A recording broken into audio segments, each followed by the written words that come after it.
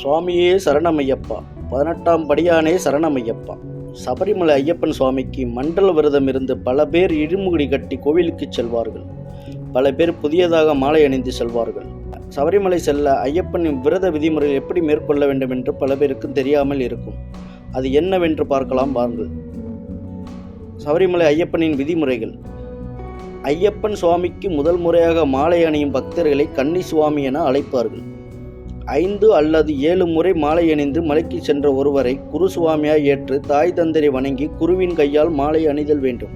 அவரவர் வசதிக்கேற்ப குருவிற்கு தட்சணை கொடுத்து குருவின் அனுகிரகத்தை பெறுதல் வேண்டும். கொடுக்கும் தட்சணை 1 ரூபாய் ஆனாலும் குரு ஐயப்பனே தந்ததாக அன்புடன் ஏற்றுக்கொள்ள வேண்டும்.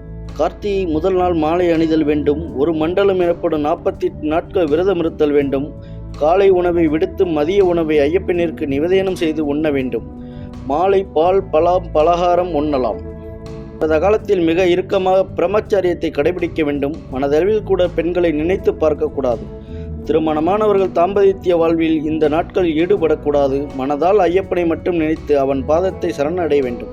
சிரராஜம் அல்லது துளசி மாலை 54 அல்லது 108 மணிகள் உடையதாக வாங்கி அதில் ஐயப்பன் பதக்கம் ஒன்றையும் சேர்த்து அணிதல் வேண்டும். துணை மாலையும் ஒன்றை சேர்த்து அணிய வேண்டும். விரத காலத்தில் கருப்பு, நீலம், பச்சை நிறமுள்ள ஆடைகளை அணிய வேண்டும். கன்னி சுவாமியில் கருப்பு மட்டும்தான் அணிய வேண்டும்.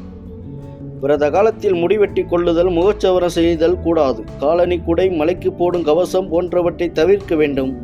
மது அருந்துதல், பொய் பேசுதல், மாமிச உண்ணுதல், கோபங்கொள்ளுதல், கடும் சொற்கள் பேசுதல் என்பது கூடாது. விரத காலத்தில் எவருடன் பேச நேர்ந்தாலும் பேசத் தொடங்கும் போது பேசி முடிக்கும் போதும் சுவாமியே சரணம் என்று கூற வேண்டும்.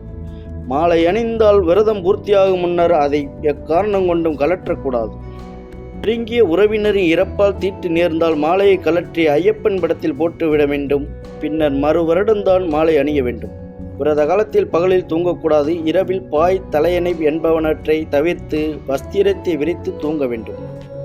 சுவாமியே சரணமையப்பா, 18ஆம் படியானே சரணமையப்பா.